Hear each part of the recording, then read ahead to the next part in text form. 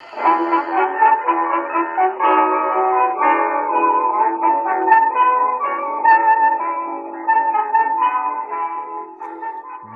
to another episode of Off the Menu. I'm your host, Vincent Franchini from Tumblr House, here with an arts and craftsy Charles Coulombe. Arts and craftsy, really? You're an appreciator of arts and crafts. Yeah, I am. You mean like William Morris and Green and Ruskin and all those guys? Yeah, those guys. Yeah, the Bungalow Heaven in Pasadena. Yeah. Gustav Stickley. All them guys. Well, yeah. And not just arts and crafts, I like Art Nouveau as well. There's a lot of crossover. The aestheticist movement. Art Deco is kind of the end of the line. And, this is a long stretch. It goes all the way back to Romanesque, which developed into Gothic, to Renaissance, and then you had the Baroque period, and then my beloved Rococo, classical, or neoclassical, I should say, and then neo-Gothic, and out of that came arts and crafts, etc. I love it all, but it came to a grinding halt with Art Deco. That was the last human architecture. After that, it's the Bauhaus and crap. I guess so. Yeah. Fortunately, similar things are happening in literature and the other arts at the same time.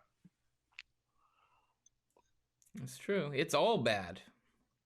Oh, I wouldn't say it's all bad, but it took a terrible jump downward. It's not all bad by any stretch, but it's pretty unfortunate. That's for sure. Pretty unfortunate. But, and of course, I have a great love of both built and natural heritage. I love those things. And I realize that looking at the various things that are endangered in the fighting in Ukraine these days, that there are two things I hate right now in terms of the effects on art, architecture, literature, etc. One is war, which destroys them. And the other is wokery, which sucks the life and the meaning out of them. I really hate those two things with a passion. I mean, imagine that you were taken on a tour of the Huntington Library, and all they talked about as they're leading you through the rooms was Mr. Huntington's employment policies and how little he paid his workers. Yeah. What'd you think of that? I'm going to trigger you right now. Are you ready? Sure. I went to Santa Barbara, beautiful Santa Barbara, last weekend, and we took That's a tour. not going to trigger me. That's not going to trigger me. Hold up. I love Santa Barbara. And we took a tour of the mission, which is very beautiful, and I enjoyed it thoroughly. At the end of the tour, I mean, they had various exhibits. One of the exhibits were these very colorful and bright chasubles. And it explained, I read it very carefully about how the church has changed with Vatican II. And yes, and now we're not anything. Now we're just stupid. Yee! Yeah, so. Well, unfortunately, the mission will never come across from the appearance as though it believes it. An exhibit like that they used to have at the cathedral, and that really felt like the real thing.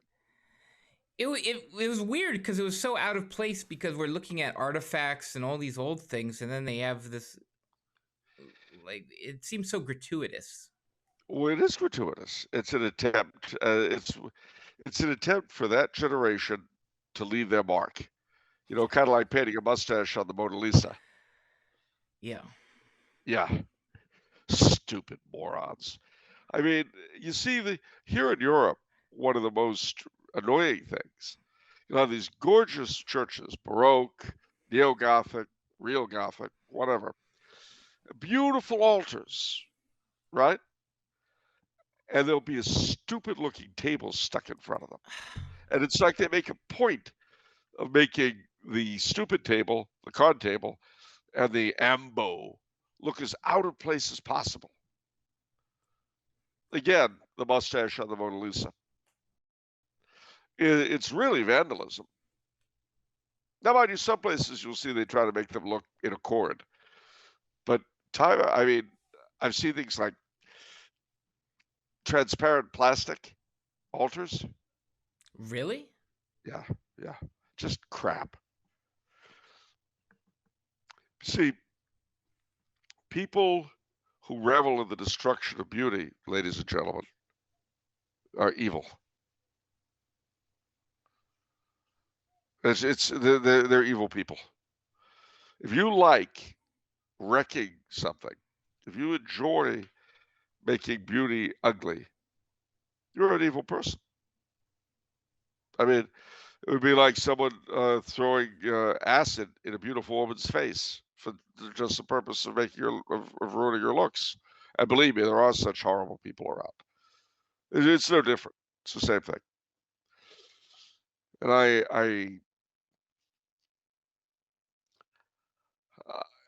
I mean, one of the things that you really come to appreciate after a while is how many ways, how many different styles there are that can give the same message very differently. You know, one of my favorite churches in the United States is not Gothic, it's not Baroque, it's not Rococo, it's not Mission style, all of which I love. It is Art Deco, and it's the Shrine of the Little Flower in Little Oak, Michigan, Father Coughlin's church. Now, it's weird looking. It really is very strange, but it is Art Deco, and it's strange, but it's beautiful.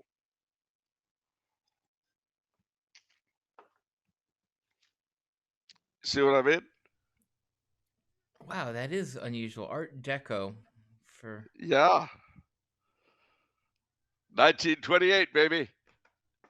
That's right. When trains, planes, and automobiles were streamlined, and a hood ornament was a hood ornament. okay. Wow. Okay.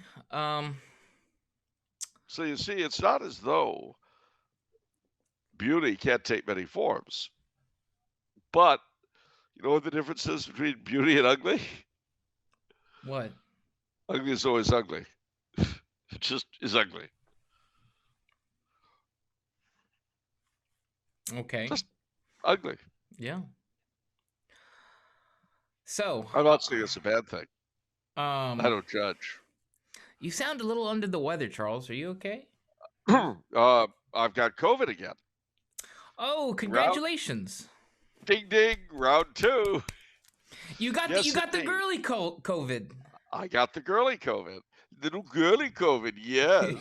Compared to the last bout I had, yeah, I'll say. I mean, it was much worse earlier in the week. It was congested and all that. I'm coming down off it now.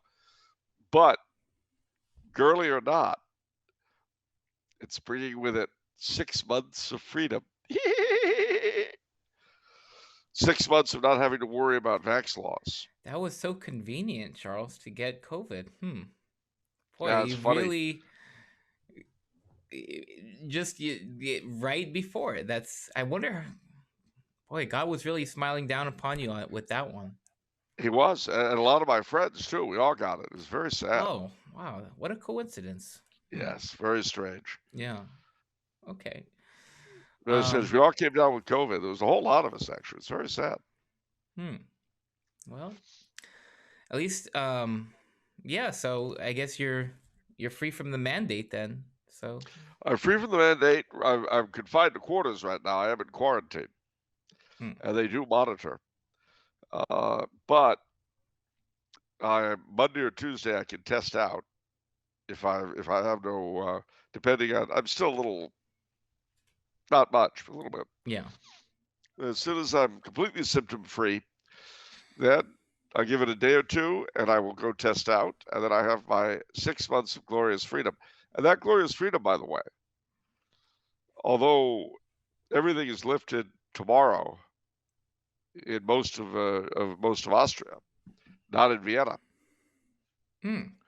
Well, because although the federal government are lifting their regulations, have allowed the state governments, if they wish, to keep tighter rein on things. Ah. And the socialist mayor of Vienna has decided to do just that. Ah. But 2G or 3G, it doesn't matter. One of those Gs is you've gotten over it within 6 months. So I'm going to be able to go to Vienna, go to any restaurant or hotel I want, sit down and eat like a real man. That's right. That's right. No more Untermensch for this boy. Not a second-class citizen anymore. Nope, nope. I am leaving my yellow star behind me. And whoever wants to wear it can. So, and I think that by the time the 6 months are up, Valdeva will probably be out. But I have a great suspicion that the entire COVID regime will have collapsed by then. I sure hope it's not in response to something even worse coming out of Ukraine. Everyone's so over the mask thing here.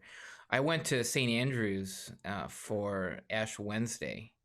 You know, big church, the most beautiful church in the area. And It is. It's a gorgeous church. I got out of work late, so I had to go to the Spanish Mass. And it was hardly standing room only. Like, we were like crammed like sardines in there. And So I just thought you were social distancing. I thought this is, if COVID ever was a thing, it ain't a thing anymore. That's for darn sure. Because there's like probably 1,500 people crammed into this place. Well, you know, I saw a meme on Ash Wednesday I really liked. What? It's sort of a manga thing. Yeah. It says how to go. On Ash Wednesday I knelt to receive, and then it shows this picture of a very perplexed looking raccoon or something cartoon. Right? It says everyone else in the ashes line. Everyone else in the ashes lied? Yeah, he says I knelt on and received on the tongue. I knelt and received on the tongue. And then it says everyone else in the ashes line. I don't get it. It means he received the ashes on the tongue. Oh. Everyone else looking kind of upset. That's weird. I thought so. Yes, and on Ash Wednesday, I knelt and received on the tongue. And then it shows the picture. Everybody else in the ashes line. What? All right, very good. Moving on. As one must. As one must. Did you want to say some stuff about Ukraine? I do indeed. Couple of things. As we know, ladies and gentlemen, the situation in Ukraine continues very gravely. The Russians are continuing to push forward. The negotiations really haven't gone much of anywhere, and no one knows what the future holds. There are all sorts of arguments that can be made this way and that, which I won't touch on at the moment. What I will say is that as Russia is invading Ukraine, real people are getting killed on both sides. But the civilian casualties are, of course, entirely on the Ukrainian side because it's in Ukraine, it's being fought. Last week, I mentioned that we would provide a source, a place to send donations to the Ukraine.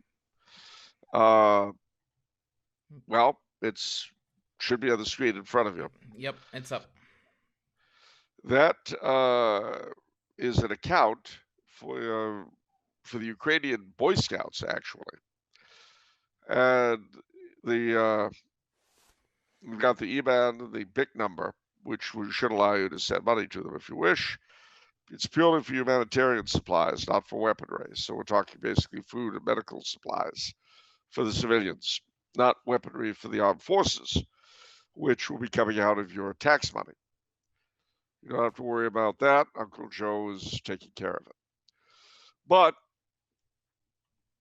if you can't afford to contribute something, I will tell you that this particular account, the Ukrainian Scouts, the aid is going through the Ukrainian Army chaplains. And this particular thing has been set up by one of the Ukrainian Catholic priests here. You'll notice that it says the reason is humanitarian supplies. That's very important. Yeah. I wouldn't ask you to contribute to anything military. The fact is that they are in a very bad way right now. This is the first time since the 90s and the collapse of Yugoslavia that we've seen this kind of bloodshed in Europe. And you know, it is a terrible, terrible thing to see this again in our time.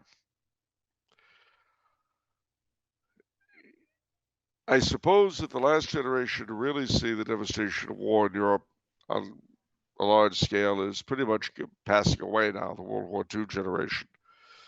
And the current leaders don't understand what a horror war is.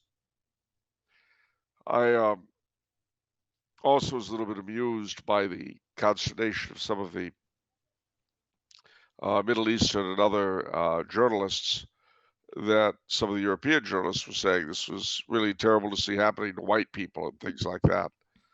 They didn't mean white people, they meant happening in Europe. This stuff goes on all the time in the rest of the world. It hasn't happened like this in Europe for a long time. We're not used to it. It's not pleasant.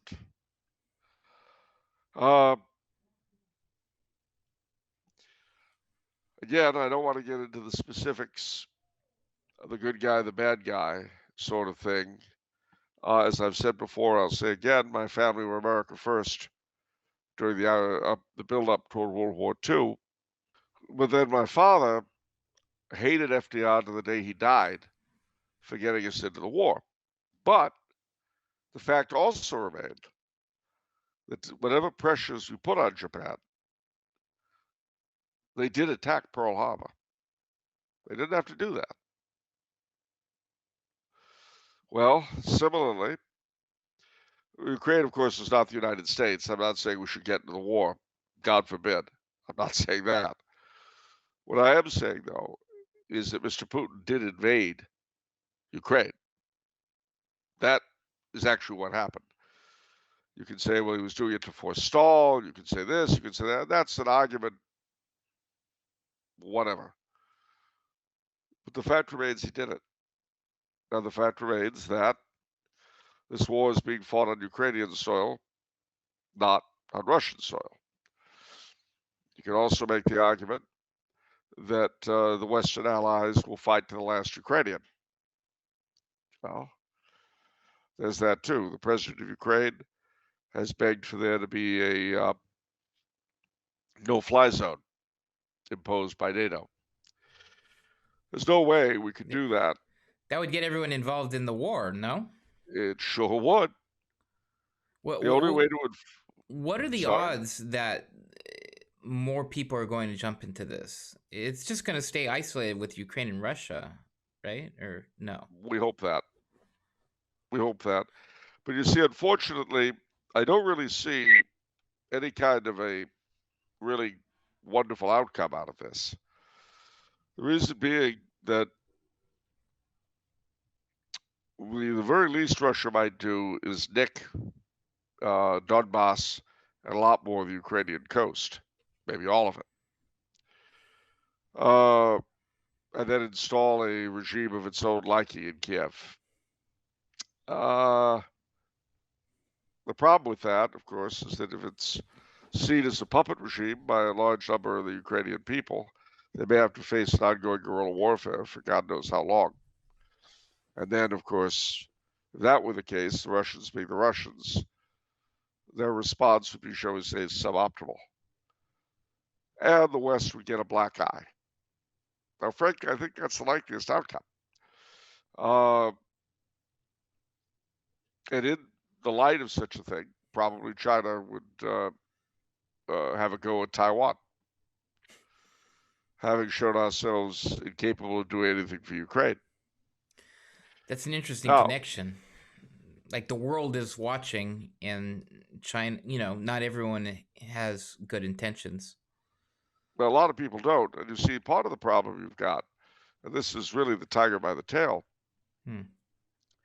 is that in this scenario, Russia, especially if she continues isolated and all this sort of thing, would be forced ever closer into the arms of China. But that's not really a good fit for Russia because China wants Siberia.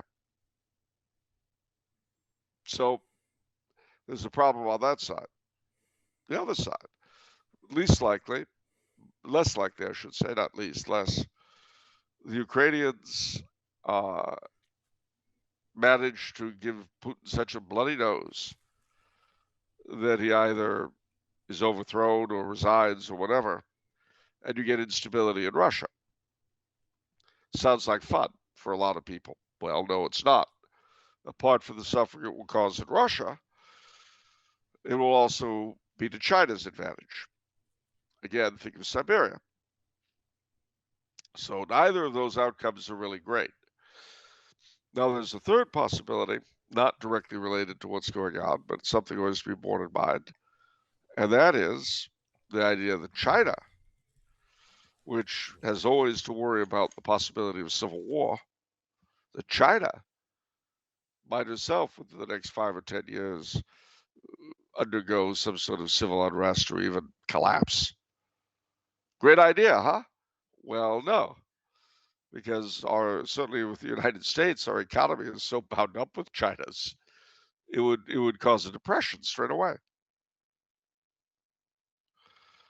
And mind you, that's also a problem for China. They've got basically a sort of vampire economy. So if their relationship with the United States went too far south, it'd be problematic for them. I mean, everything is so bizarrely interconnected today. This is why I'm reading self-sufficiency books, because everything is just so fragile. The supply chain. Like we saw a little bit of the supply chain thing, and we still do see it in stores. And we work with various vendors where they have quote unquote supply chain issues, and it's just so fragile. And you're going to see a lot more of it because the sanctions that have been made against Russia, they're going to cause Russia a lot of damage. I have no doubt, but they're going to cause us some too. And when you have various people, was it Pete Takai said that people should be willing to pay more and go a little hungry and all that for the sake of freedom. It's easy to say that when you're rich. I'm going to freak everyone out right now. Driving to the Tumbler House studio, I looked at the gas at the gas station. It's $5.30. It'll go up. I'll tell you one thing, those pipelines everyone was whining about over the past 5 years, I suspect they're going to stop whining and stop building. But it'll be late. I hope they stick to their principles.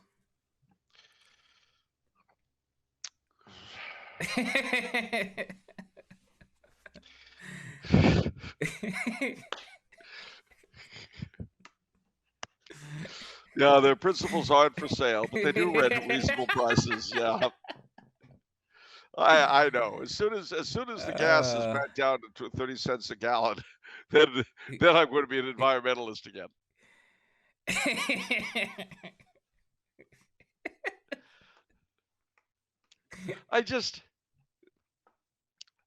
Ladies and gentlemen, we have not here an abiding city, and I look to heaven because God knows there's not much else to look to. my only ray of hope in the immediate, in Europe anyway, is that Central Europe pulls itself together. And this may be a catalyst for doing so, for making it rather more urgent, shall we say. Because one thing Central Europe will realize, if things go on as they are, in 20 years they'll be as corrupt as Ireland. So something has to change, both in terms of dealing with the East, especially if they are successful in Ukraine, and in terms of the West. The only way Central Europe can survive that hideous strength on either side is by pulling itself together. Under the cross of the double eagle. Yeah, so the information that you saw on the screen earlier, I made sure it's in the description, so you guys can copy and paste it easily. Should you decide to donate to the Ukrainian Scout Union. We've never said the certain thing on the show about complaining and money, but I keep thinking about it, where we should limit ourselves. We can only complain about something if we're actually willing to give money to it, and do give money to it. Didn't you say that kind of jokingly to me? I did. And actually, I will say that I probably have given more to the Ukrainian cause than anything else I've ever done in one sitting. But that's only because I know people over there. And I know it's a personal thing. The problem is, of course, I have friends in Russia as well. Yeah. But I've been thinking about that a lot, though. I do. It kind of, that thought inspires me a lot, that you don't need to just uselessly complain. You can actually, have an impact. And, if we believe in voting so much and the impact of one vote out of, tens of millions, the impact of that, why not dollars now? Oh, is it because we're actually paying money now and not just well, to vote? Yes, that makes a difference. Whereas I feel voting's like free. that American mentality should rightfully carry over to money. Well, put your money where your mouth is an old saying. Yeah. And mind you, I'm not happy in the racialist way that it was used later on. But I believe in a poll tax. I think you should have to spend $5 or $10 every time you go to vote. Wow. I'll tell you what, that would separate the men from the boys in the voting booth pretty quick. That's funny. That's an interesting thought. Who used the poll tax? It went to the city or whomever. Wow. It went to the local authorities. That's surprising to me in this day and age where I thought, in Texas or something, they're fighting to not even have to show your ID or something. Yeah. The thought of a poll tax is, IDs are racist. See, and the poll tax was used for racist purposes, not unlike the literacy No, tests. I'm sure. I'm 100% sure of that. But a colorblind poll tax and a colorblind literacy test, I am entirely in favor of. Now, I realize it would keep out A, people who couldn't read and write, and B, people who weren't really interested in voting. I get that. Maybe people who can't read and write, I feel like that should be a prerequisite to vote. Yeah, that's why we had literacy tests, because you're not the only one. The founding fathers felt the same way. I mean, I'm not a big Jefferson fan, but I agree with what he said about the system we have only working with an educated electorate. Yeah. You get a bunch of morons who found out they can vote themselves other people's money. Guess what happens? Oh, that's right. I don't have to guess. Yeah. No, I don't have to guess. I know what happens when uneducated morons find out they can vote themselves other people's money. I've watched it my whole life. All right. So moving on to other things. There are other things? There are plenty of other things, Charles, like the memes of production.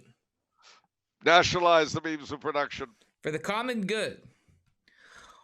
Okay, where to What do we start got? on this one? Andrew from New Jersey just went bonkers and has submitted all these things, and they happen to be very good. So we're gonna look at some of these. Well, Andrew is proud of coming from the Garden State. Yes, and not from Berkeley. Yeah. No, he doesn't come from Berkeley. He does come from the Garden State. Yeah. And he has been to the fabulous Paramus Mall, although unfortunately long after the fabulous Orleans Oregon store closed. All right. So Andrew from New Jersey has a controversial take. He says the top pizza list looks like this. Number 1, New Jersey pizza. He would say that, yes.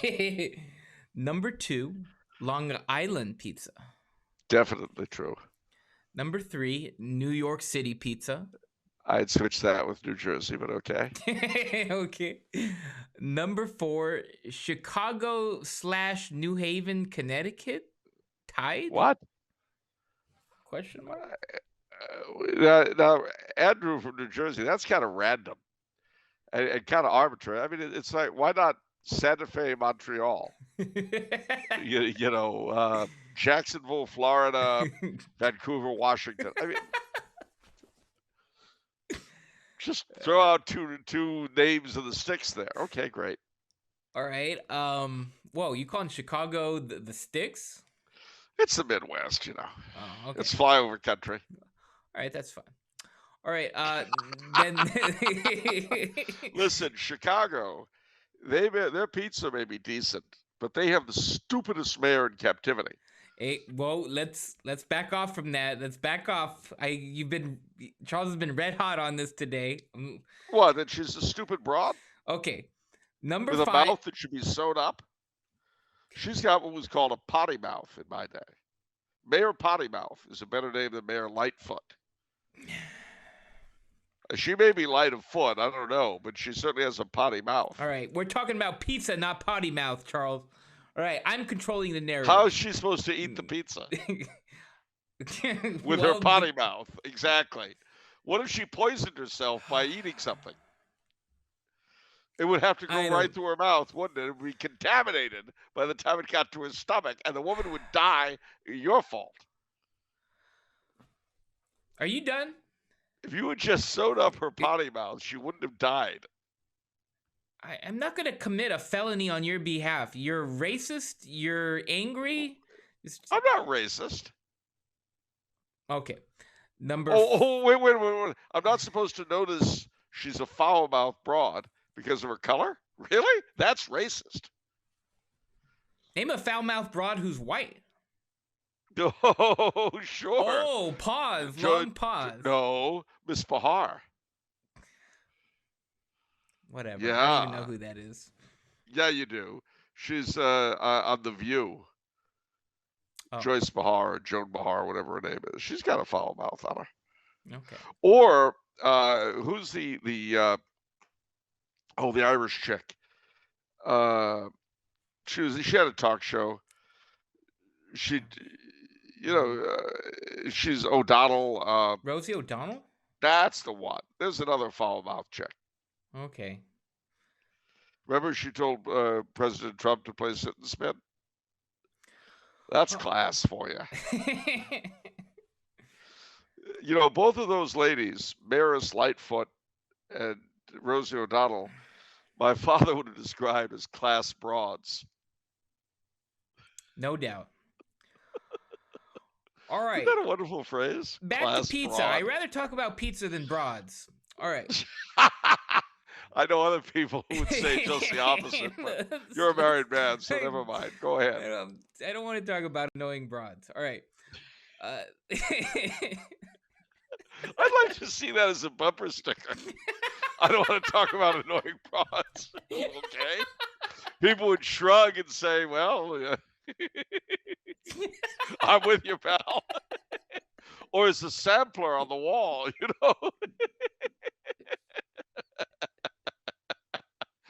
I don't want to talk about annoying broads. I like that.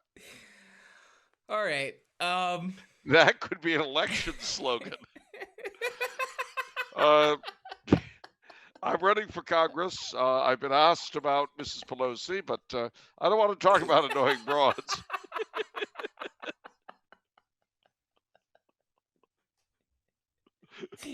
Okay. Um. I'll bet she's got a foul mouth. Yeah. Aunt Nancy. Pelosi. Yeah. I'm sure. Well, she's Italian. Yeah. Yeah. You know how Italians get. Yes. Present company accepted. All right. Number 5. So below Chicago/New Haven, Connecticut pizza is the rectangular frozen pizza they had in the cafeteria in middle school. Okay.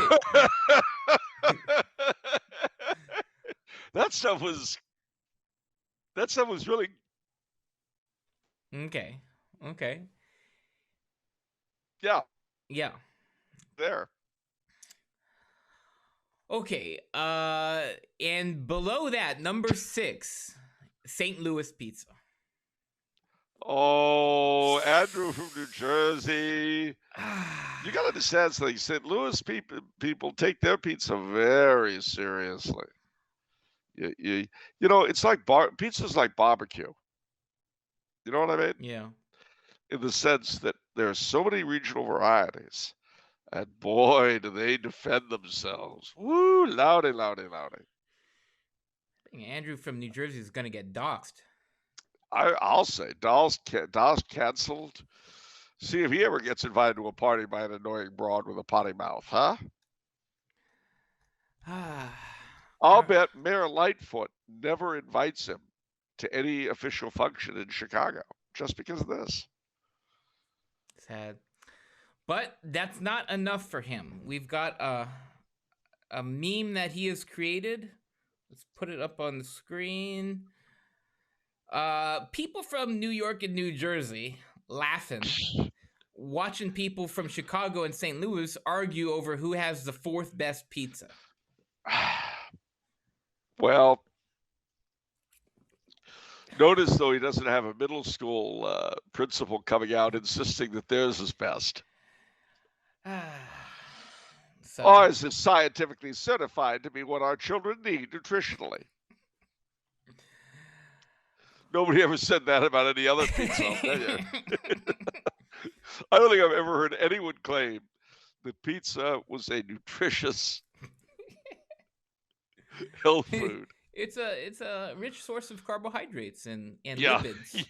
Yeah, and well, I'll proteins. say. Emphasis on the lipids. It's a rich source of lipids and cholesterol. Polyunsaturated fats. All right. So a rich source. You notice people never say a rich source of polyunsaturated fats. That's very you ever true. wonder about that? Yeah, they never boast about that. Well, polyunsaturated, I thought that's like vegetable oil and stuff like that. I thought that's like peanuts and stuff. Yeah, you get that in a lot of bad pizzas. You get that in a lot of bad popcorn in movie theaters. I guess so. Okay. You know, you get the nut oil substance instead of butter. Okay. Yeah. Well, that's good. Yeah, I'm eating the pizza for the polyunsaturated fats. There we go. That's what I'm eating it for. I the cheese, the meat. Yeah. Even the crust, I don't care for. But that polyunsaturated fat, I'll tell you what. All right, we've got another one from Andrew on a different topic. This one hits closer to home for me. It's very good. I'm going to bring it on the screen now. Catholics be like, time for my sacrificial meal of penance. And a giant picture of all the fried fish, shrimp, clams, cod. Beautiful. I have to say, just barely yesterday, I showed Charles a picture. I went to the Knights of Columbus fish fry, and it was glorious. But you know, I think the way my family has all thought about this too. You know, where it's like, well, it's a Friday of Lent, and we just enjoy it so much. But you know, is it wrong? You know, is it wrong? I don't know. Well, you know, look. the church, in its wisdom, has given certain dispensations. Yeah. So the French eat frog legs all during Lent, and the French Canadians like muskrats, and the Cajuns go to town on muskrat and turtle and alligator. And I know that the Russian Orthodox really go to town on lobster during during. Also, they're forbidden to have wine, but somehow or other they figured out, I don't know how, that champagne does not really qualify as wine. Wow. And I, with many as the time, I've been with Russian friends and had lobsters and champagne for Lent. Are you serious? Yeah, are you going to tell me that that wasn't penitential? But it's as you said before the show. It's just it's such human nature to have this. It's just so funny that there's this giant tapestry of all these different cultures with their all Finding a way Lenten. around, their own workaround. They've all got their own workaround. Yeah. So, but yeah. Well, it's true. It's true. And of course, various cooks and other culinary peoples down through the years have come up with ways. Well, I mean, look, I don't have to tell you.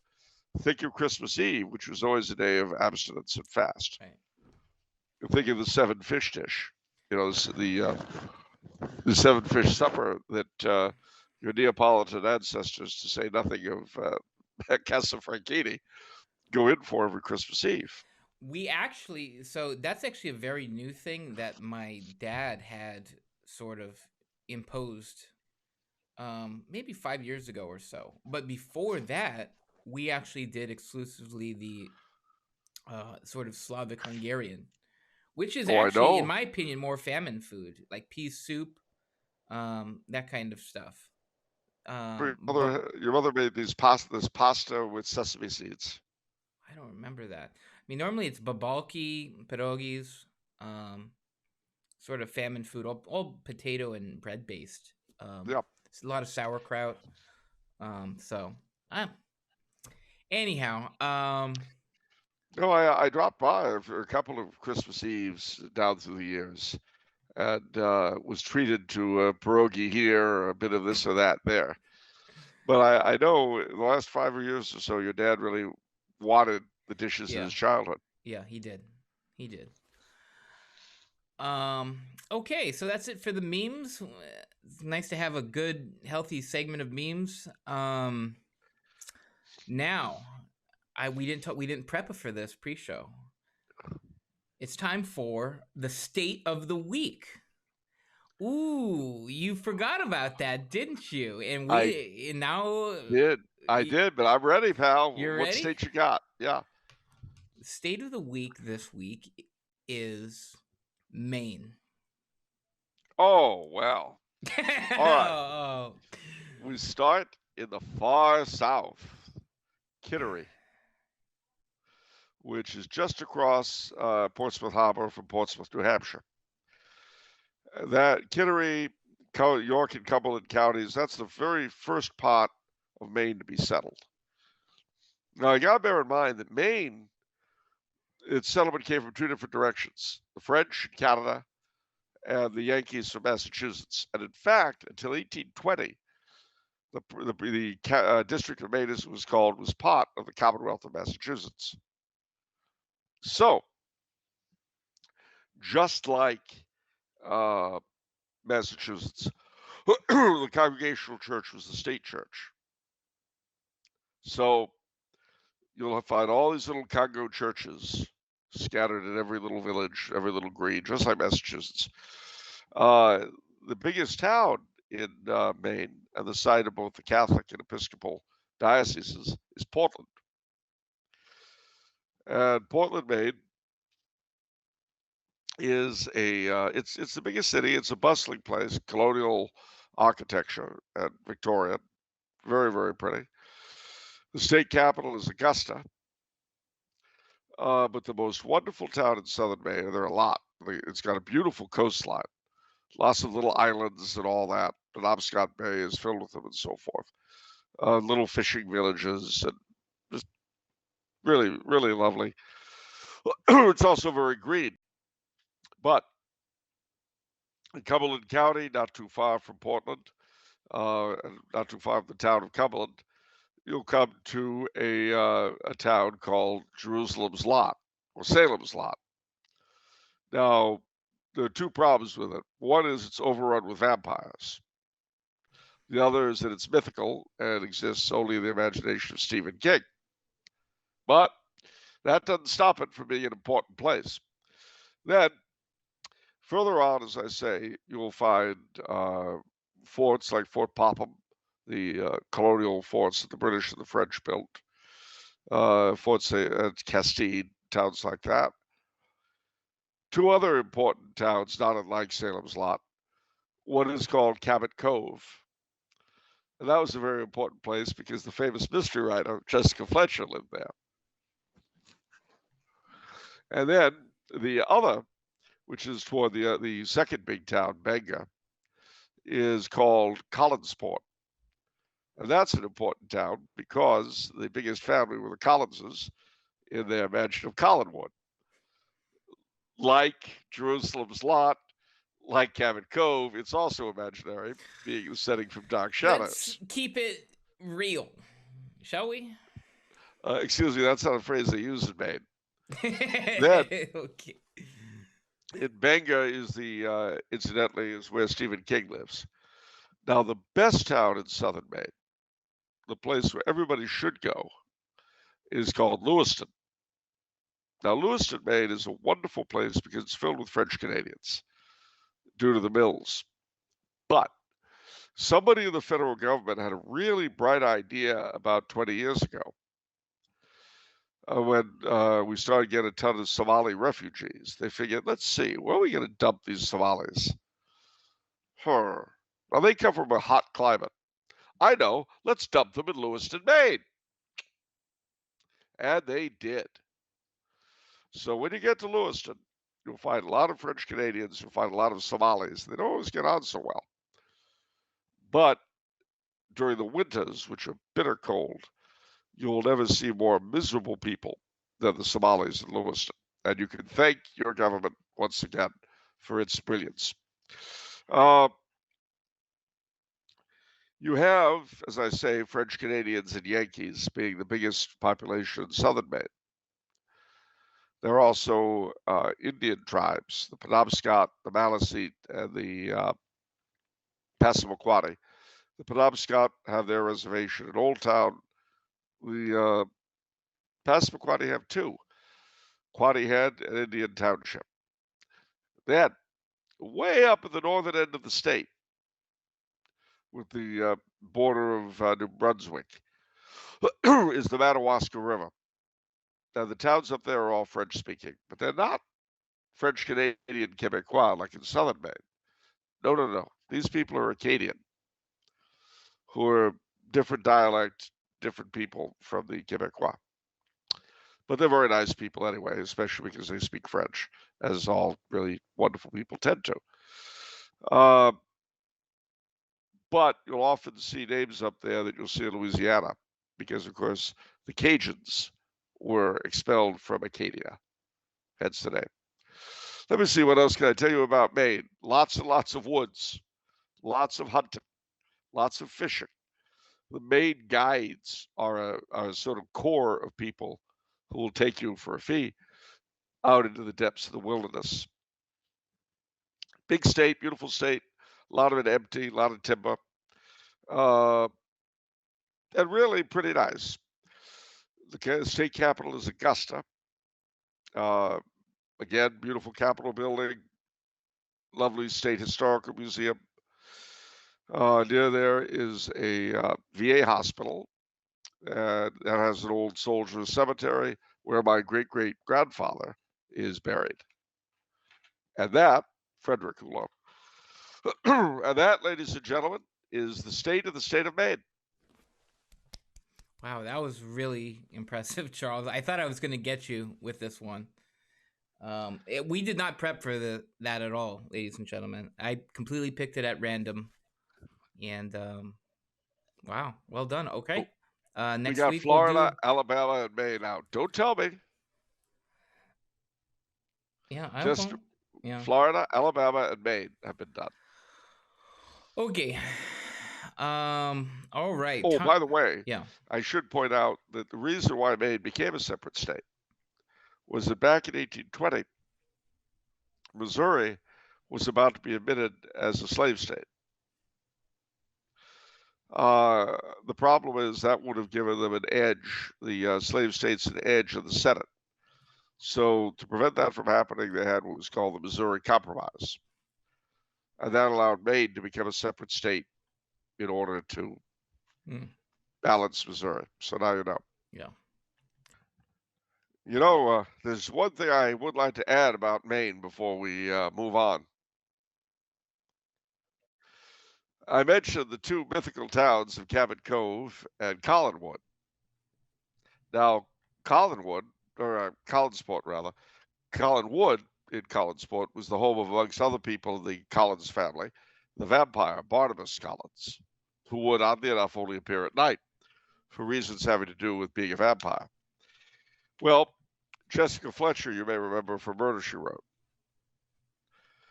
My old friend, the late and very much lamented Matt Hale, could not stand Jessica Fletcher. He hated the character, absolutely hated her. So they revived Dark Shadows, which had gone off the air in 71. They revived it for a short period, I think in 92 or something like that.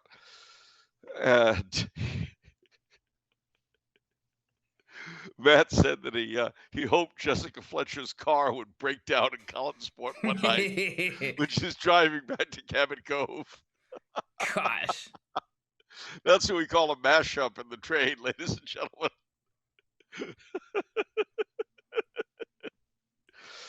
But I don't know what it is about Maine that makes people think of vampires. You know, my dad, when he did radio, he did a Maine farmer. It was one of his characters, Farmer Cunningham.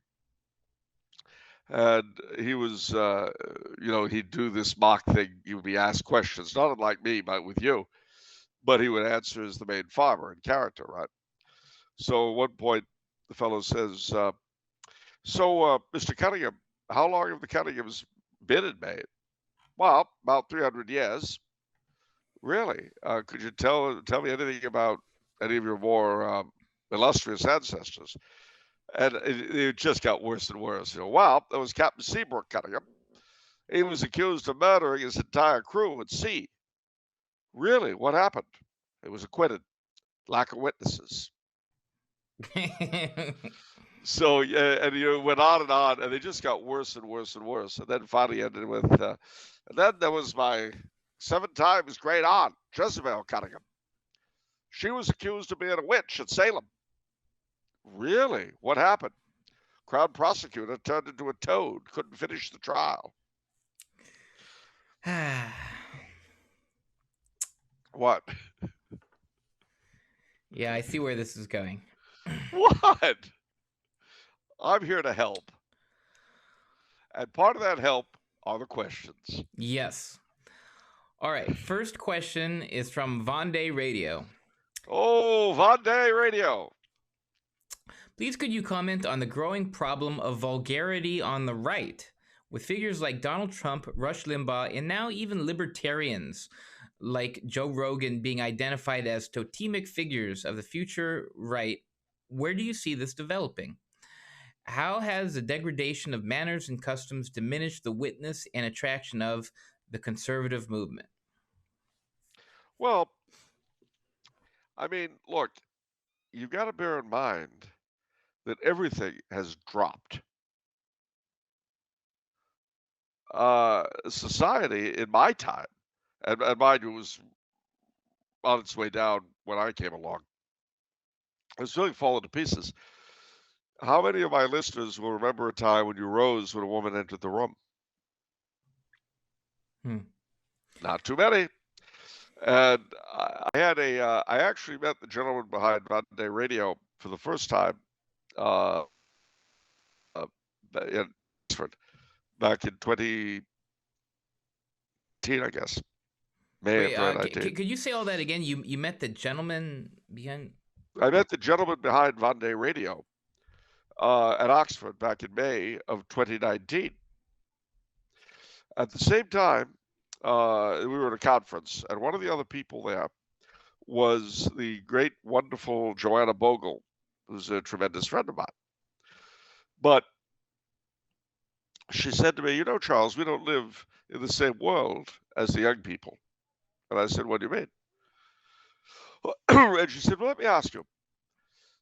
If you were sitting down in a library reading, and I sat down, and I came in and was about to sit down at the table, what would you do?" And I said, "I'd stand up."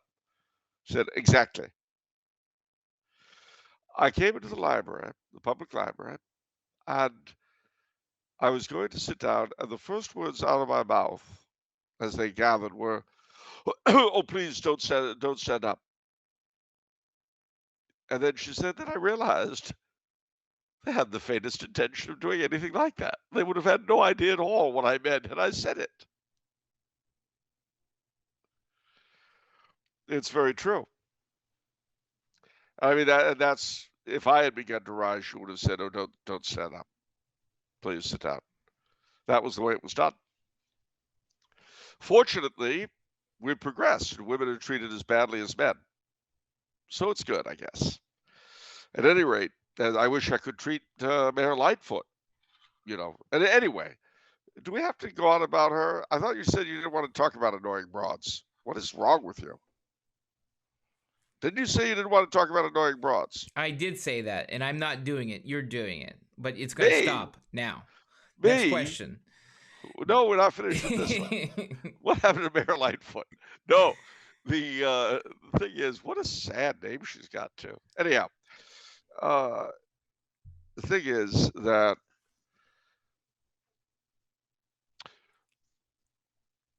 vulgarity, that its growth, is symptomatic of a dying culture. That's all.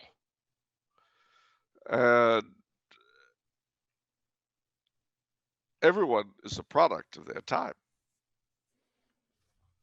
You know, we're simply not we're not as well behaved as people in general were 60 years ago. Just, you know, to a great degree, it's the 60s, but it's the way it is, and it's not good. One should try to fight it oneself to the degree that, and to teach it, of course. It's interesting that there was a little little golden book. You know those little golden books? No. Well, children's books. The little golden books. You never ever heard of No. them? Not really. No. I Well, mean, there's a are they whole titled Golden Books? yeah, little golden books. But hold on, No. boy. Yes, this is important. There's a point here. Not just doing it for the sake of hearing myself breathe. I will show you because I'm here to show.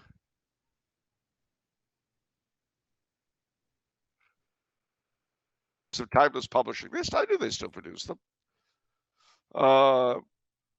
Yes, in fact, I had all these four that you see in the front. Let me set this to you. You'll see what I mean.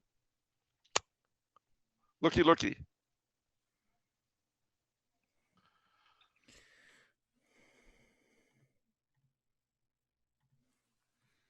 Okay, littlegoldenbooks.com. Yes, now click on that. Click on what? Yeah, I clicked on it. I'm there. It looks like a Okay. website from 1998. Well, thank you for the peanut gallery, but I'm so glad we were able to get that out of the way. But scroll down. Okay. You can't tell me you didn't see that kind of book when you were a little boy. Oh, those edges. Yeah, I had those where I remember that actually. Of Those course you little do. I guess I did have little golden books. I just don't remember the branding. Ah, well, now you know, and yes, you did. All right, we've got that down. Hmm. Well, among them was a book of etiquette.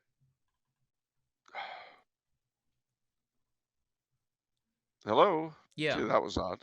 What? Amongst them was a book of etiquette, Okay. which they still publish, but it has been revised severely in several revisions to go with the changes in contemporary manners. Well, forget that. I say get your kid one of the original little golden book of manners, and have him read that. And yes, I remember very clearly they will talk about standing up whenever a lady comes into the room. Hmm. Okay. It's just like I tell people, get the first edition of Emily Post and the first edition of Amy Vanderbilt. Accept no substitutes. Even if you can't live up to that high standard, you can try. Hmm. Okay. Well, let's put this another way. With etiquette as with everything else, if you shoot for the stars, you may hit the horizon. Shoot for the horizon, you'll always hit the mud. Hmm. Okay. Although that did lead to another one of my dad's questions. What? Why is it that a place that bills itself as a quote unquote class joint never is? Well, if you have to say it, it's like. That's right. If you have to say it. All right. Question from Daniel, who says, does the Coulombe family have a crest or coat of arms? If so, will Charles please share a picture or at least describe it for us and explain the significance behind it? If not, then how would Charles design one for himself?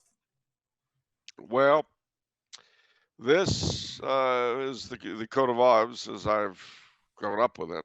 There it is on the screen. I don't really know its provenance, except that it's French. These are what are called canting arms.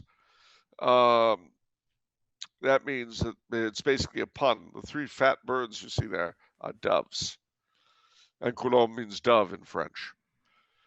The chevron refers to some act of loyalty toward church or king that one of my ancestors performed in the long ago. And then the knightly helm there speaks to the fact that we're very nice people and loving and sweet and never get upset or hurt anyone. And we're peace loving, like our name would suggest. Yes. Yeah, if you're named Dove, I mean, doesn't that mean that you're doves of peace? Clearly. I mean, by nature, notice it's the same color as the UN, except for the chevron, blue and white. Yes, absolutely. Because see, we're about peace in my family. We're about bringing people together and building bridges. The chevron really represents the bridges of understanding, and the doves are the doves of peace. Very good, Charles. Very good. Why do you sound unimpressed? I'm very impressed on the inside. Would you?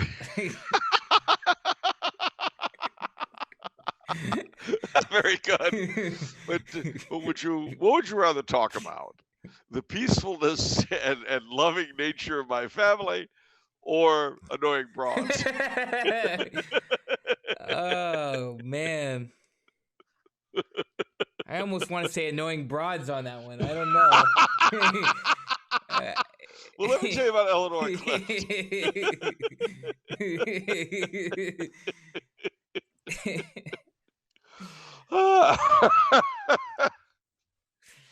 All right, well, fine. We'll skip both of them. All right, good.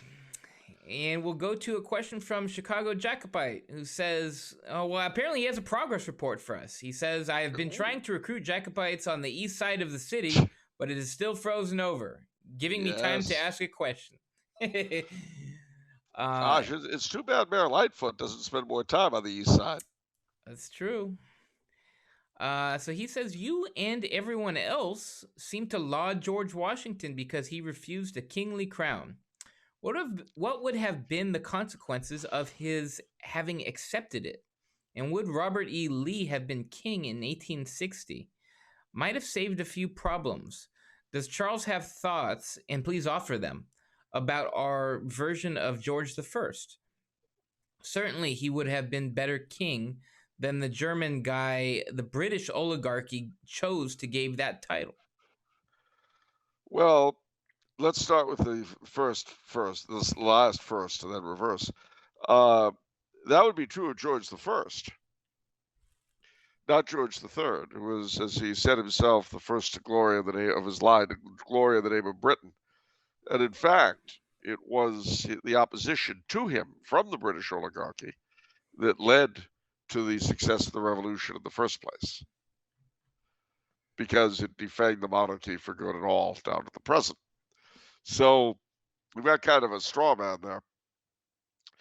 The other thing about George III is that he provided funding for the last Jacobite heir, Cardinal York, when Cardinal York's property was seized from him by the French revolutionaries, which is why when Cardinal York died in 1807, he left the king so many papers and jewels and so forth.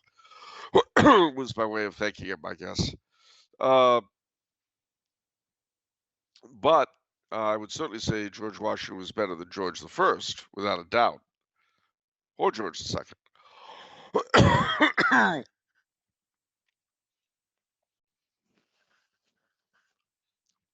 I should also mention that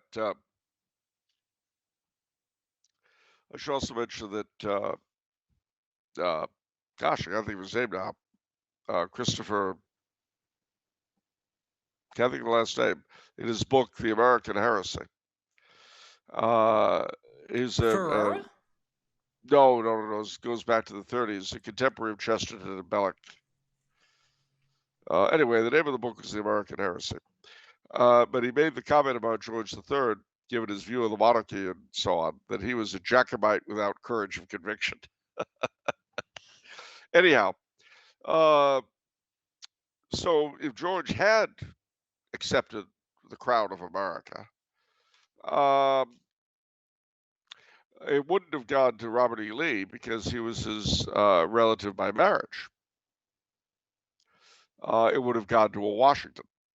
And of course, there are a lot of Washingtons today. I saw an interesting thing. Maybe I can pull it up as to who would be if Washington had been made king, who his heir would be today. The answer is a gentleman called Paul Emery Washington, who, yeah, he says he would now be King Paul the First. He lives in San Antonio, Texas, but he's a descendant of he is the descendant of George Washington, and there are actually quite a few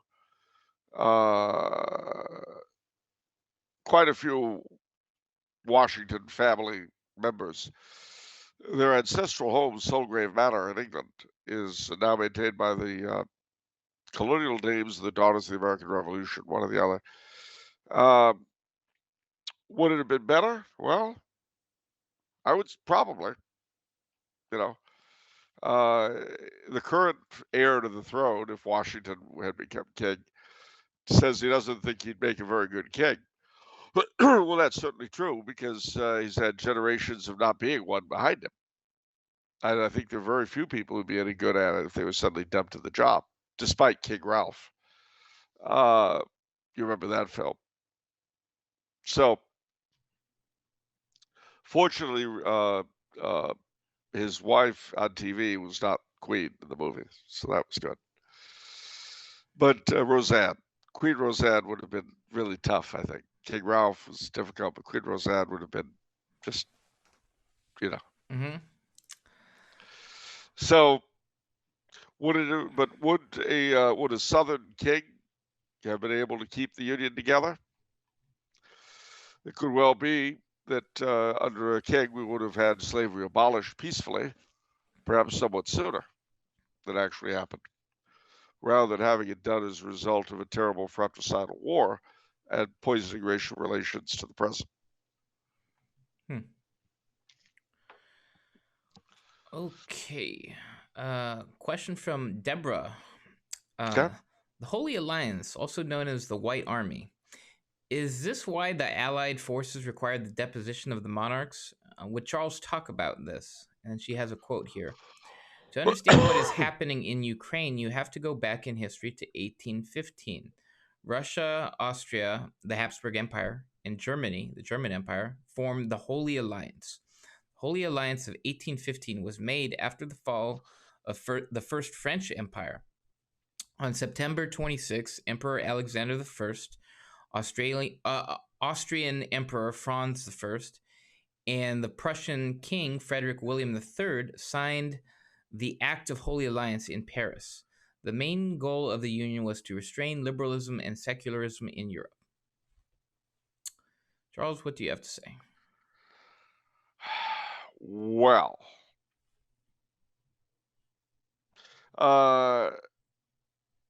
there's the first part of it's a little hard to understand because the Holy Alliance and the White Army. I mean, the White Army, I think, refers to the anti-communists of the Russian Civil War. The Allies insisting on the monarchies being overthrown. Well, those are the monarchies of Germany and Austria and Turkey, I guess. Well, not Turkey, but Germany and Austria. They insist to be overthrown. But although that happened a couple of years before the end of the Civil War in Russia, I don't see a connection between those two. As far as the Holy Alliance goes, now that's she's quite right. In 1815, starting with the Tsar, the Kaiser of Austria, and the King of Prussia, they were the first signatories of the Holy Alliance.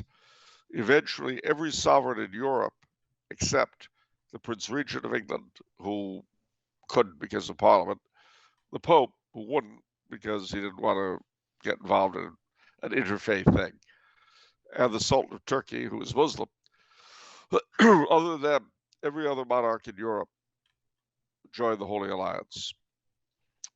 And your question might be at that point, well, what was that all about? Well, it's a good question. And the answer is, going to Wikipedia, source of all knowledge, is they have the treaty.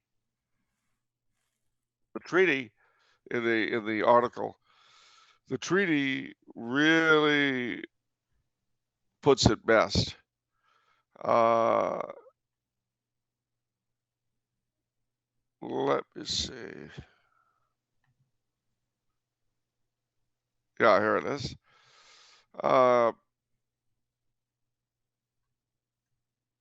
It starts out in the name of the most holy and indivisible Trinity, Holy Alliance of Sovereigns of Austria, Prussia, and Russia. It says, Their Majesties, the Emperor of Austria, the King of Prussia, and the Emperor of Russia, having, in consequence of the great events which have marked the course of the last 3 years in Europe, and especially the blessings which it has pleased divine providence to shower down upon those states which place their confidence and their hope on it alone, acquire the intimate conviction of the necessity of settling the steps to be observed by the powers in their reciprocal relations upon the sublime truths which the holy religion of our Savior teaches. It says government and political relations. They solemnly declare that the present act has no other object than to publish in the face of the whole world Their fixed resolution, both in the administration of their respective states and in their political relations with every other government, to take for their sole guide the precepts of that holy religion, namely the precepts of justice, Christian charity, and peace, which, far from being applicable only to private concerns, must have an immediate influence in the councils of princes and guide all their steps, as being the only means of consolidating human institutions and remedying their imperfections. In consequence, their majesties have agreed on the following articles. Principles of the Christian religion. Article 1. Conformably to the words of the Holy Scriptures, which command all men to consider each other as brethren, the three contracting monarchs will remain united by the bonds of a true and indissoluble fraternity, and considering each other as fellow countrymen.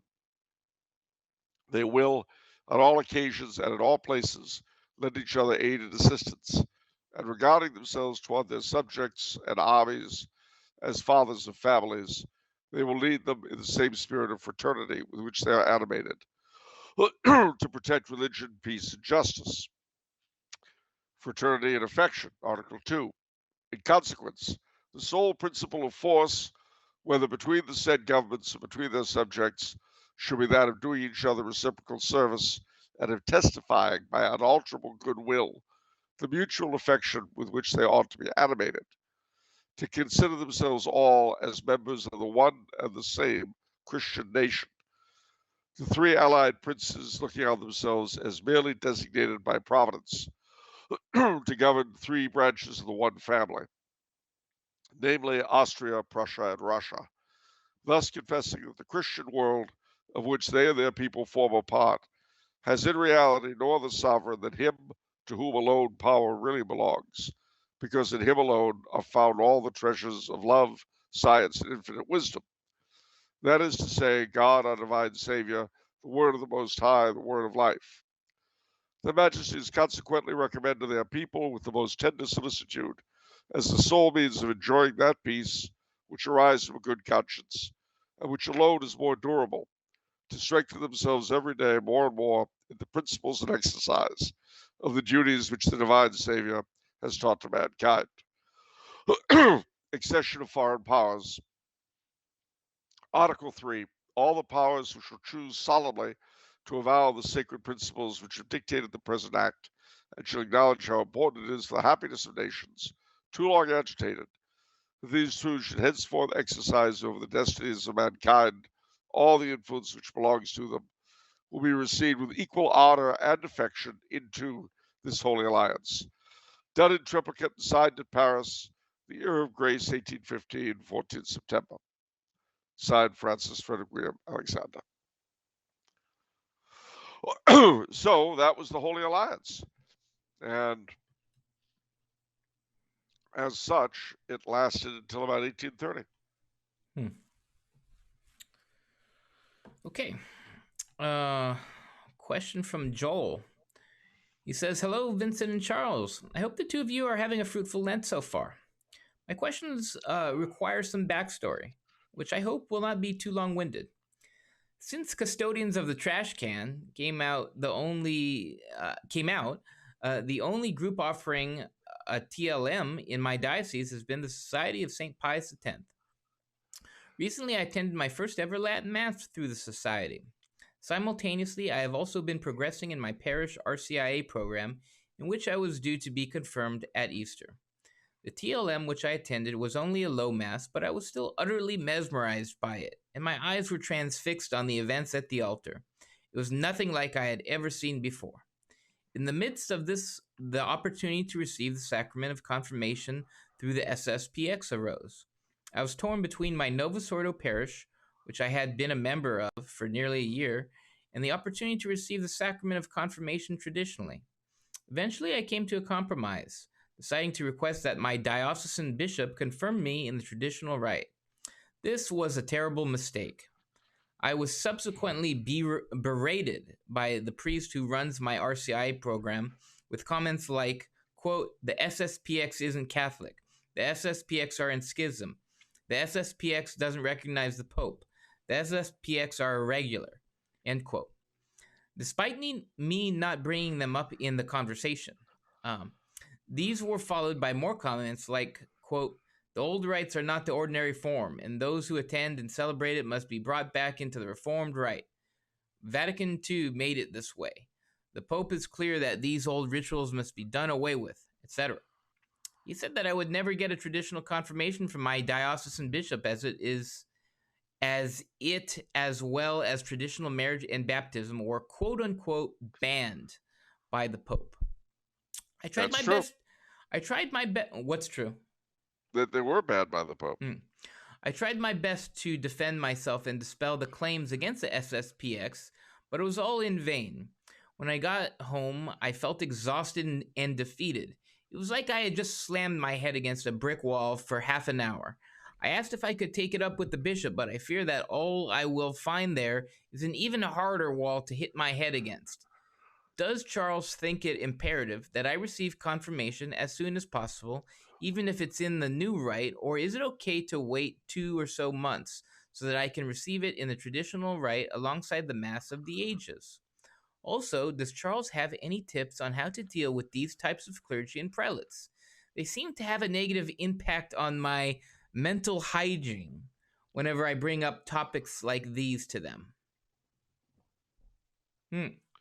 Well, of course, my first choice is always, if you can, find the Fraternity of St. Peter or the Institute of Christ the King,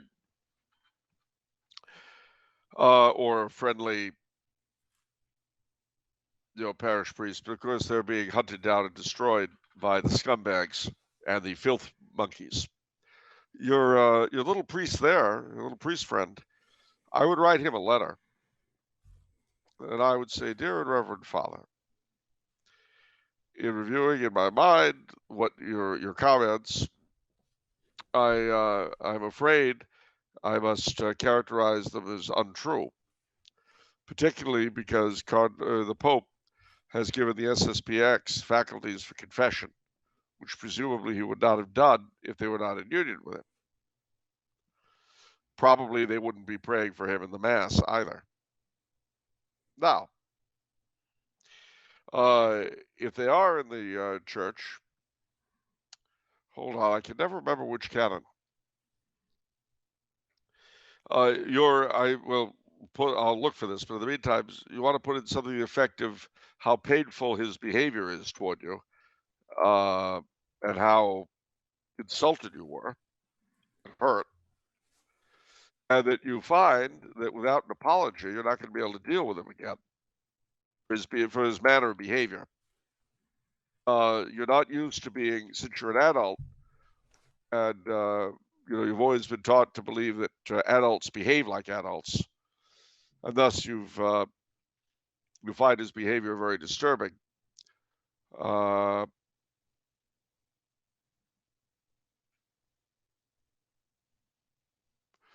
Hold on just a moment. Here we go. 1335. Always have a hard time. Okay.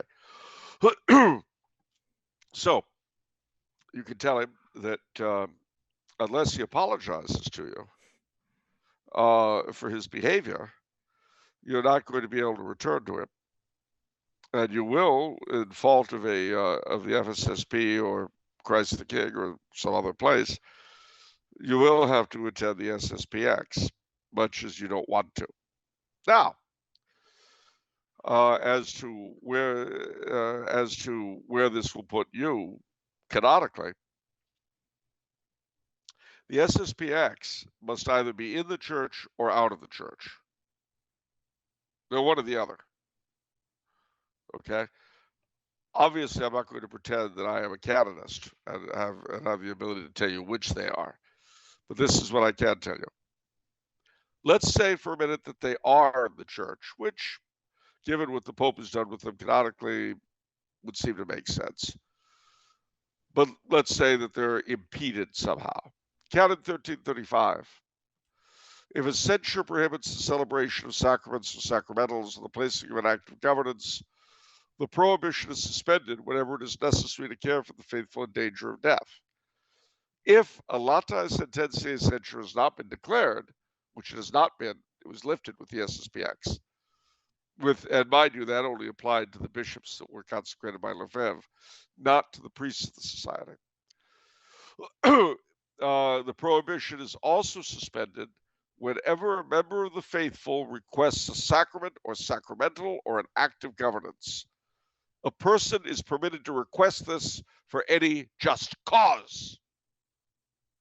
His behavior, his brutish and ungentlemanly and vulgar behavior, is just cause. Notice that the question of who determines just cause is left up to you, not him. But that's only if they're in the church. Let's say, as some people say now, they get very excited about this idea, that they're not in the church. All right, you're not in the church. The Code of Canon Law 844, Canon 844.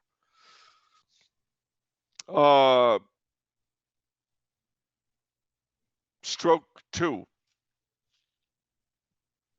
Canon 844, Section 2, Paragraph 2. Whenever necessity requires it or true spiritual advantage suggests it, and provided the danger of error or of indifferentism is avoided, the Christian faithful for whom it is physically or morally impossible to approach a Catholic minister are permitted to receive the sacraments of penance, Eucharist, and anointing of the sick from non-Catholic ministers in whose churches these sacraments are valid.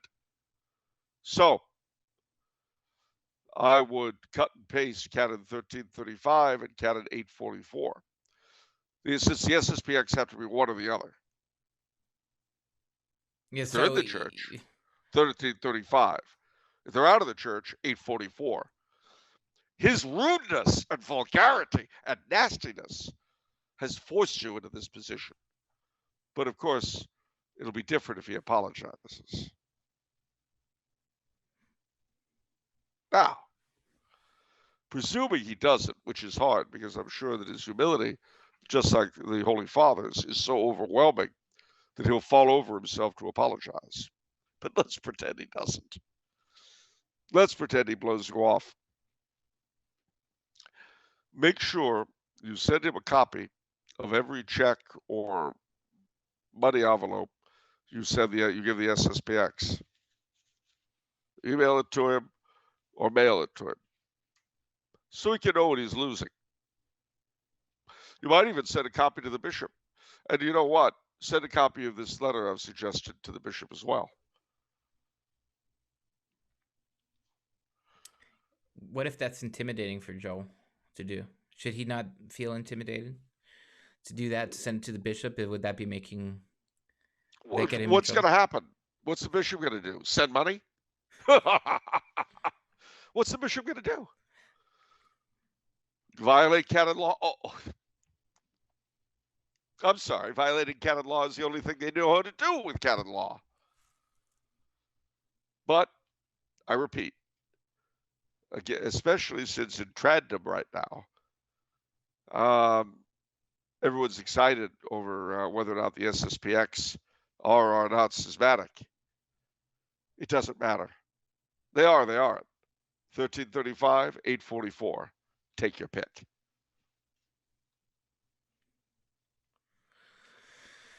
Wow. Joel, let us know how that ends up going. I am really curious. Yeah, that you don't have to say bad touch. But bad touch. Yeah, bad touch. That's what you're supposed to tell a priest when, well, forget it. Whew. All right, our final question today is from Covington Loftus. Oh.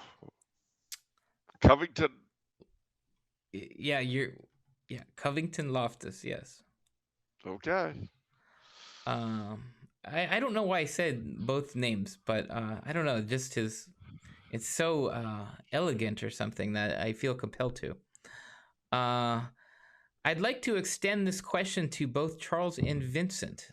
Last summer, I was working my part-time job at a restaurant. Due to labor shortages and an uptick in business in that part of the summer, I found myself working for the fourth or fifth night in a row with heavy rush hours. As I sat eating the same measly staff meal that I had eaten the previous nights, I thought to myself, what I'd like more than anything right now is to sit down with my family for dinner and eat my mom's delicious cooking. And soon after, I had the realization that with me returning to college in the coming months and with spending the next summers away from home on an internship, the time I'd get to eat dinner and be with my family in general was dwindling. And suddenly I had the rather melancholy epiphany that all of this was a sign of one fact. Quote, my childhood is coming to its end. This realization put me into a funk for the rest of the night and sort of lingered with me thereafter. Have either of you had a similar experience in your life? And if so, how did you cope with what I've come to know as the death of childhood? Uh, you want to take that first? I can take it first because I'm sure yours is going to be infinitely better. Hey, you don't know that. I definitely did have these. I felt like I was a real late bloomer and I was a child for a very long period of time, in a sense, because I lived with my parents for a long time and was not independent. So, death of childhood, I would say it happened in two steps. The first is obviously when my dad died 2 years ago, and then suddenly I have to take care of my mom and my brother, right? So it's like I was the man of the house, and that was a very different feeling. Um, so that was one aspect, um, and the other aspect was last year in the months where before I was going to be married. When I would pray rosaries with my mom or even go on a walk or something, it's like, these are the last times I'm ever going to be doing this. So I did have those thoughts where it's like we're approaching the end of an era, you know. But I feel like the childhood thing, there's different components to it because we've got the nostalgia, we've got these safe feelings, but also I think more importantly, it's about your role as a person, which is more important. It's about sort of you not going from. It's kind of like that meme. I don't know. It's an old meme or something where it quoted some Bible where some Bible passage where and it shows the kittens on top where you go in as kittens and then you come out as lions. It's something like that where you becoming an adult is about becoming a steward and taking care of other people. It's like you've been taken care of, but now it's your time to be that steward and you to perhaps carry that fire of your parents within you. And for you to be more self-sacrificial on it, to be quite frank, to be less selfish, to be more self-sacrificial, because you're not going to have free time anymore to for leisure. And so becoming an adult, I feel like in people of goodwill is a tremendous advantage, because I feel like good Catholics who are trying to figure things out and are slowly gaining wisdom and are slowly refining their will, they're going to be at a stronger point. Time is on their side, like the older you get, the better off you are, honestly. The more you've figured stuff out and the more you've refined your will and subjugated it.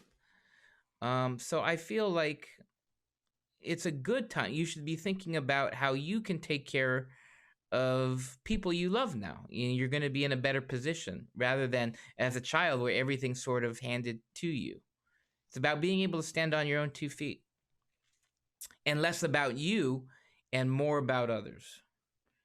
So that's my take. That's how I didn't mourn. I mean, you always have those feelings, right? Of the Christmas feeling in your dad and your mom. And obviously that's an aspect, but there's also a much greater aspect there, I feel, which should preoccupy you for most of your life, honestly. It's about being an adult and enjoying the role of being an adult and being a steward and being responsible and honestly being things that the rest of the world is not, and doing the things that the rest of the world is not. And that's an exciting opportunity, I think. And so that's my approach.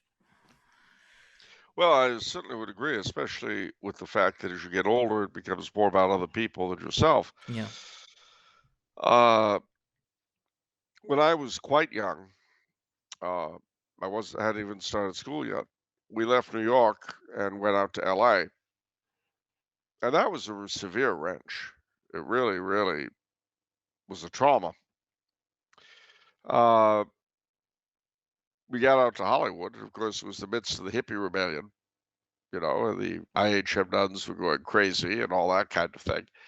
So very early on, um, I looked back to the time in New York as a golden era. Uh, and to this day, both the city and the Valley of the Hudson are just my happy place. Uh, with time and the passage of time, Hollywood, where we lived the first decade that we were out there, I also have a lot of nostalgic feelings for. But my father used to say that the first 5 years of your life, you're your mother's boy. From 5 to 10, you're daddy's boy. From 10 to 15, you start to become yourself. And then from 15 to 20, you begin trying to put yourself together for adulthood. Now, of course, today it's 70 to 75, but because people are a little less with it. But I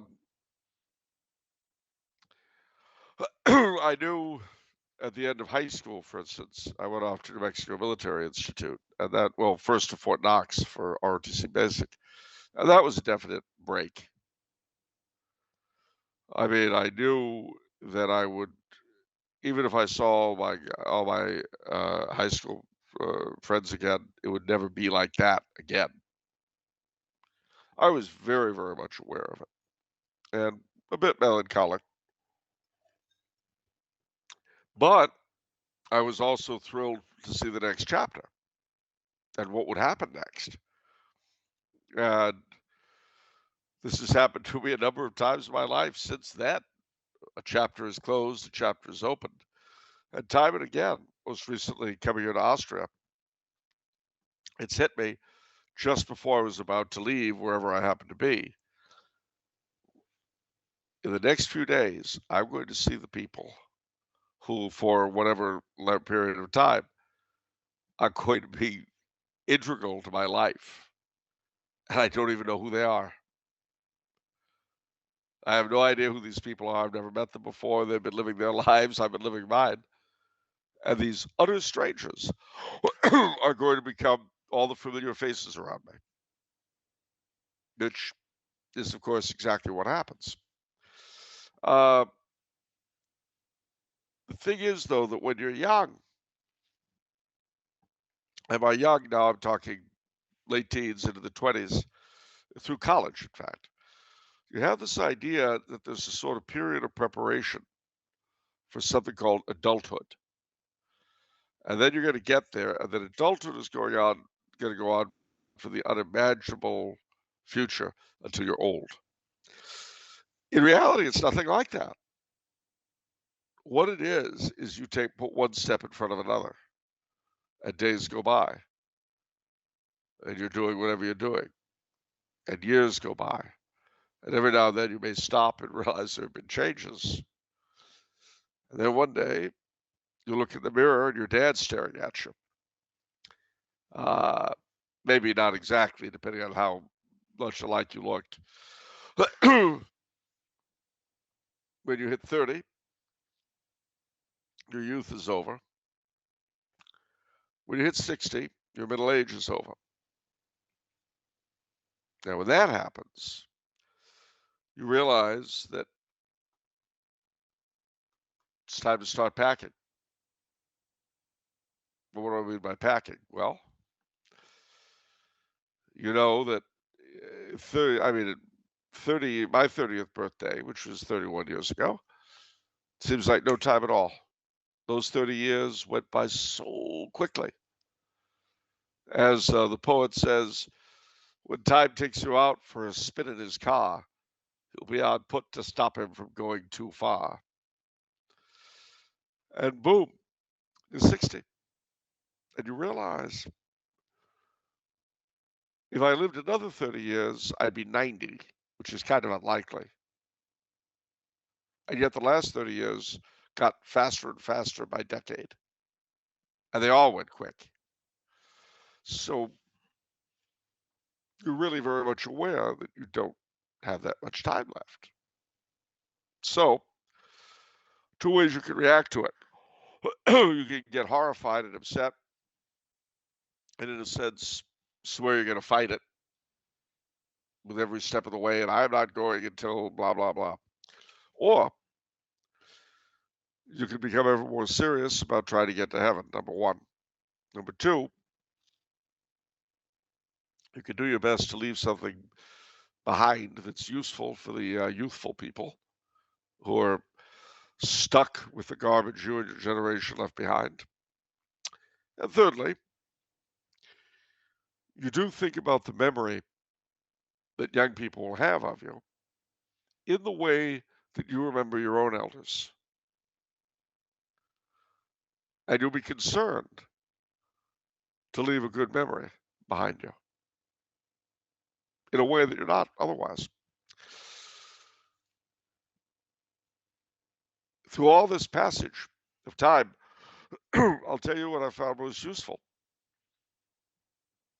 And that's the realization that every period of my life, as it's switched over, it meant saying goodbye to some pleasures and joys and hello to new ones.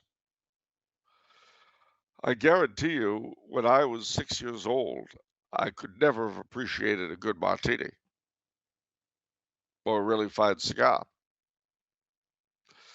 Contrary wise, I would not want to play with a G.I. Joe right now. I wouldn't mind staring at him, but I wouldn't want to play with him. That's one of the things that I like most about adulthood.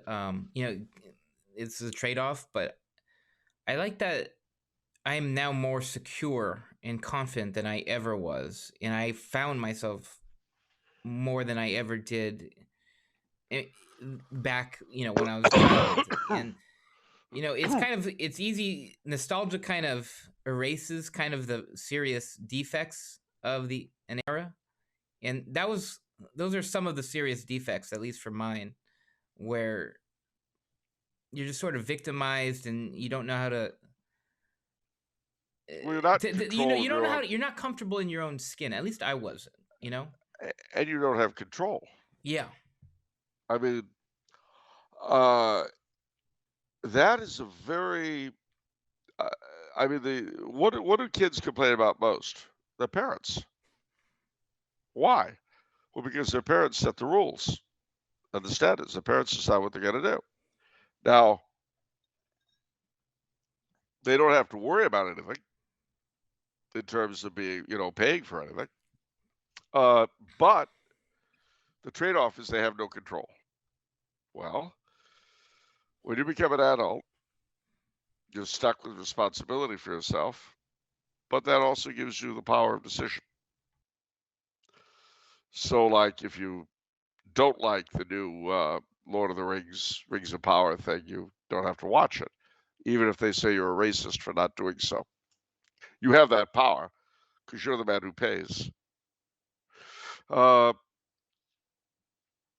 The other thing too, and this is an important thing, I think, bringing up nostalgia, and nobody loves nostalgia more than I do.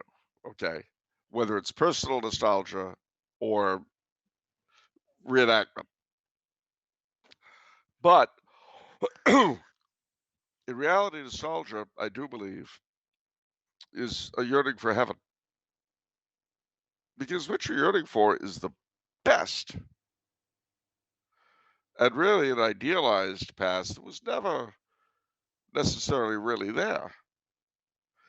You remember I quoted Orson Welles a week or two ago. Yes. Loss of innocence.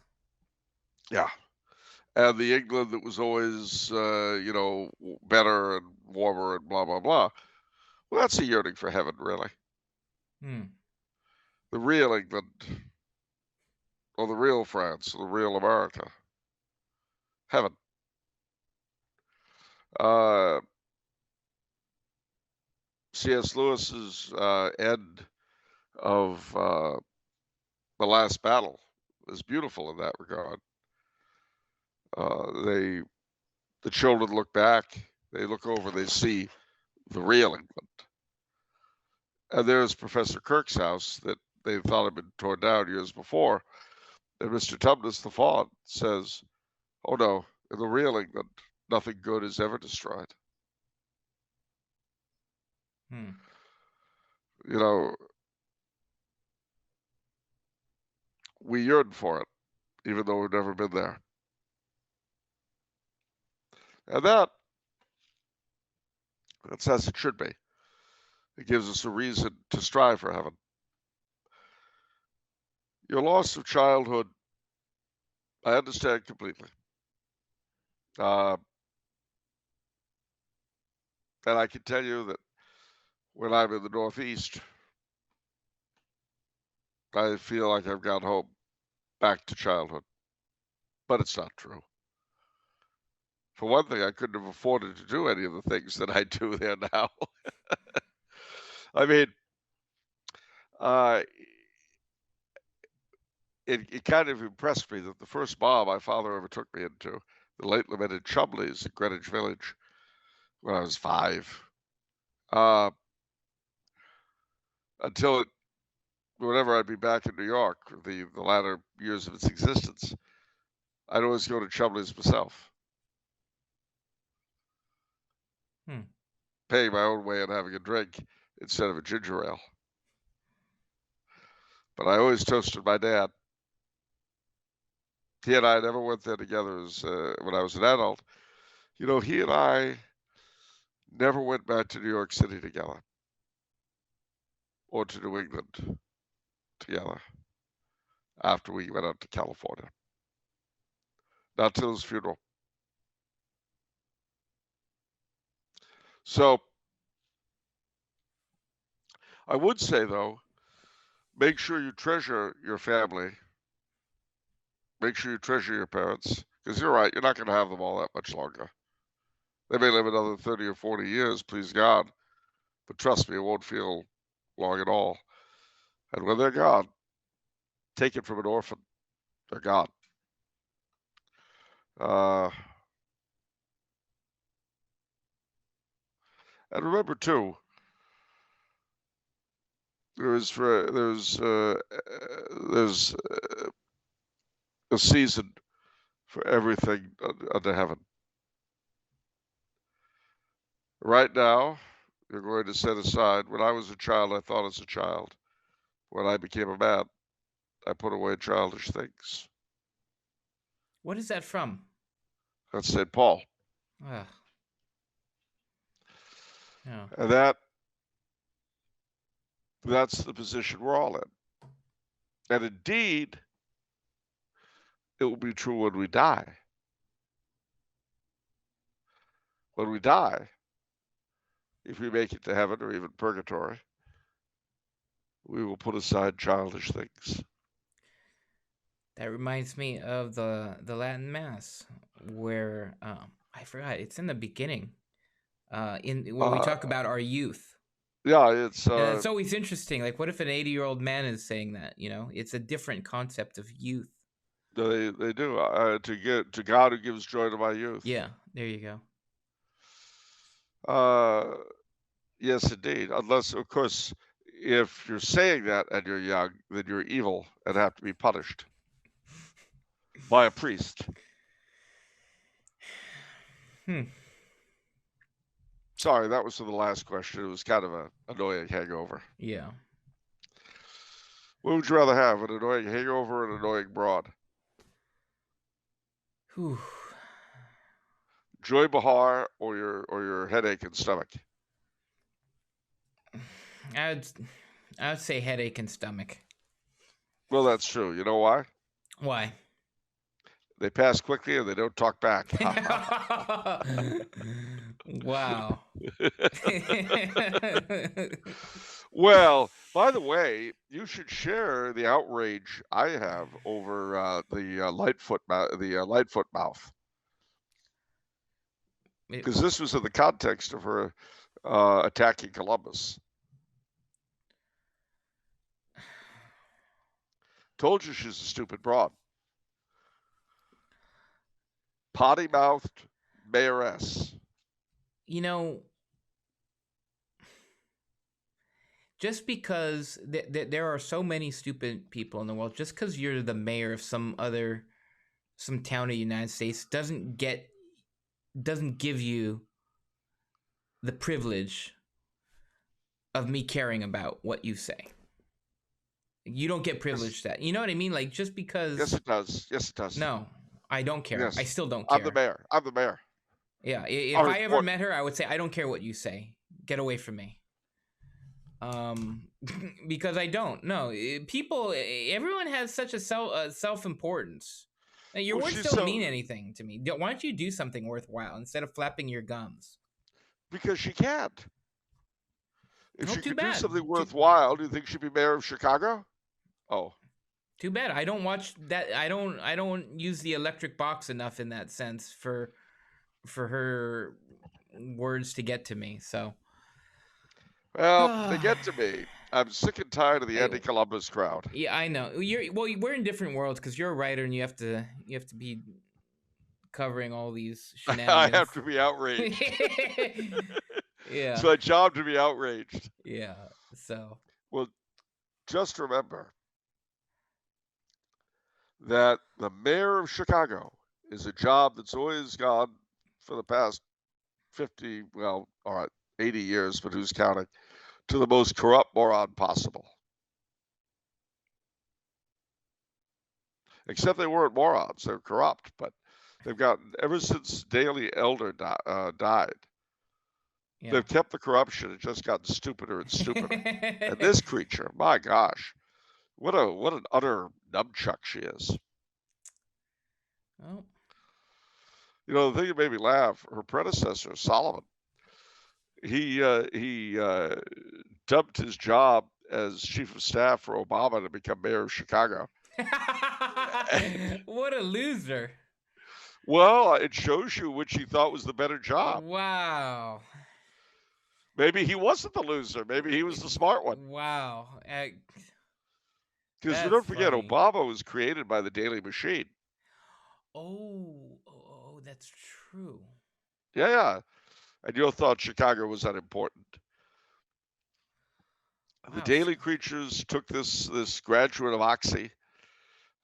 Yes, President Obama was an old Occidental College man. Uh-oh. Way to go, Echo Park. Not Echo Park. Gosh, my mind's going. What's that section called? It's not Echo Park. Begins with an E. Columbo's is there. St. Dominic's. Eagle Rock. Man. Echo Park. Eagle Rock. Eagle Rock? Yeah, Occidental College is in Eagle Rock. Okay. Isn't it? I don't know what you're talking. Are you talking about California? Eagle Rock? Yes. Oh yes. Okay. He went to Occidental College. You didn't know that? I had no idea. I am shocked. In fact, I remember Yul Hauser going into his room on his show. You mean President Obama slept here?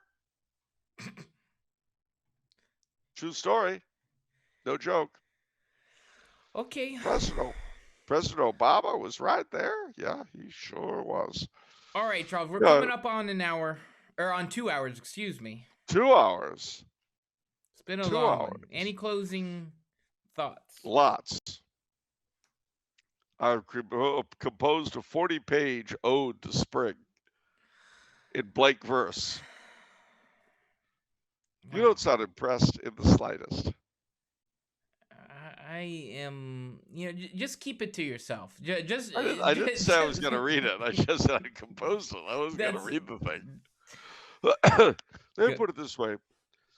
One of the problems with what Putin has done, right, Yeah. is that having made his threat, he had to bring his army on. Yeah. And its strengths and limitations will be made plain for everyone to see, the whole world. Yeah. Whatever its weaknesses, whatever its strengths, his means of tactics, everything is being exposed to the whole world. It really, for his sake anyway, better work, because if you're constantly threatening people with something and then you use it, it better work, or the threat's gone. That's a fascinating thing. So you're saying the mystery of the Russian army is a force of stability in the world. Yes, it was a force of stability in a sense, but now having used it, if it doesn't accomplish what it's supposed to, he's got a huge problem. Yeah, well, he's got his nuclear arsenal. That's a real threat, but it's a threat you'd have to be willing to use to be effective. All right. So too, with my 40-page ode to spring. You're willing to go nuclear?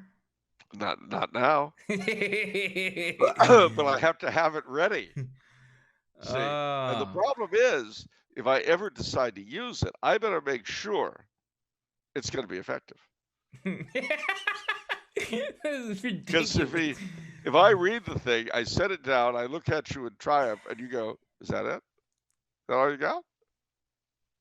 That's it." I can't believe we're comparing the Russian army to Not compared to something. to poetry. So, okay. well, it's threats. The point is that for a threat to be effective, on the one hand, you've got to use it, but you've got to be willing to use it. But if you ever do, it better work. It better work the way you say it will, because if it doesn't, there will be repercussions. Now, of course,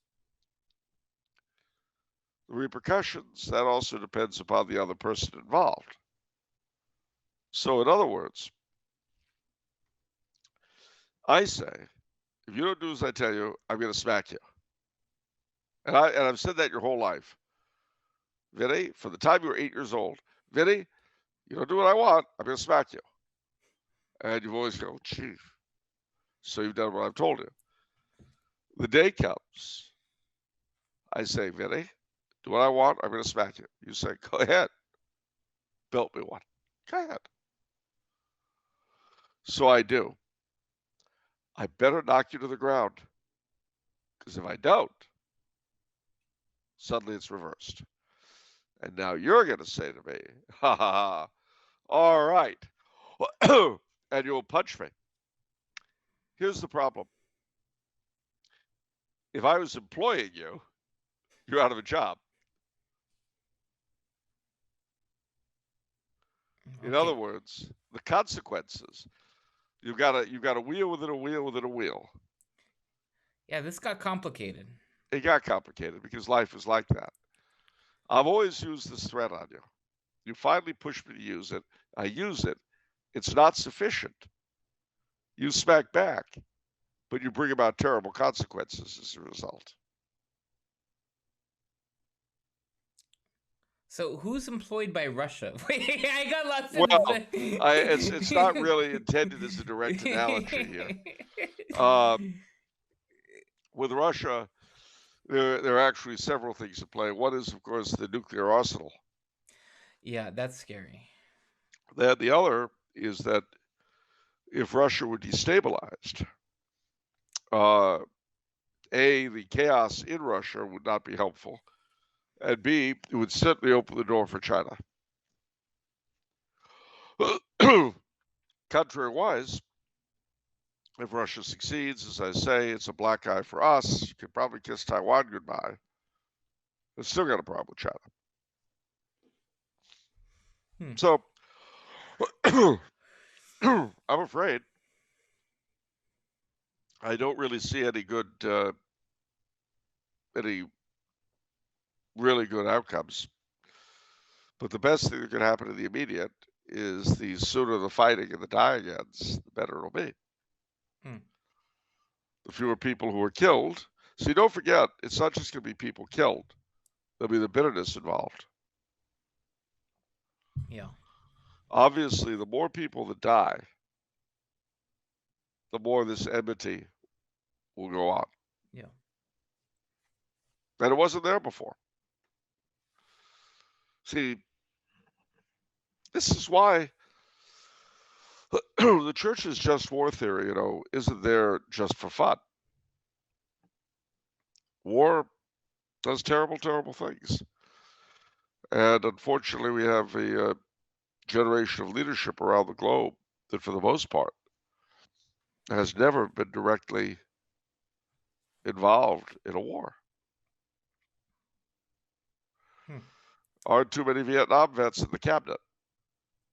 Yeah. Okay. Biden thinks he was in Vietnam sometimes, or maybe it was at Waterloo. He's not quite sure. All right. What? He has lapses. What is wrong with you? I'm tired of talking about war, annoying broads, all these things. What about senility? We skipped. Wait, what? What did you say? What about senility? I don't want to talk about senility. All right. All right. We won't talk about war. Let's close on something to look forward to, and what we can always look forward to is the calendar. We can. Well, it's a funny thing. Today, March the 5th, is St. Piran's Day, the patron of Cornwall, that wonderful little Celtic duchy in southwestern England. Well, they'd probably get upset if I said it was southwestern England. Anyway, west of the River Tamar.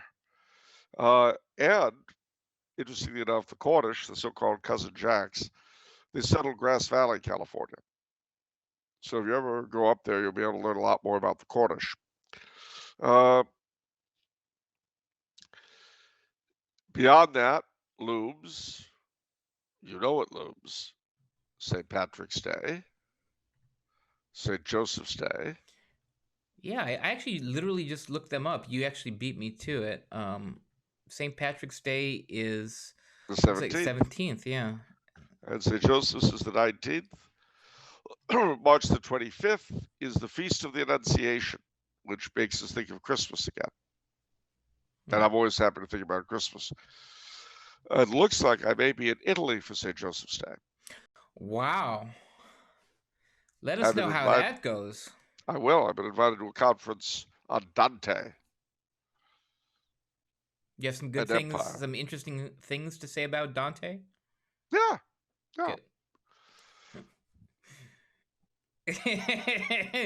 I'll say, for one thing, he was Italian. There we go. I'm very fond of Dante, but I'll be talking about his politics and his view of the empire. Interesting. Yeah. So there'll be a good deal of traveling for me this coming April. I may actually make it back to California for a few days. My niece Bernadette's getting married. Awesome. So I'm going to try to come back for that. And now, of course, that I've got my COVID thing. So we'll see what happens. Anyway, ladies and gentlemen, make sure you pray for peace in Ukraine. For peace everywhere, for sanity to prevail, for goodness and truth and the American way and stuff to, All right. Yeah, so I guess there's nothing left, but remember, if it's Monday, it's off the menu. And the soul you save may well be your own. See you next time.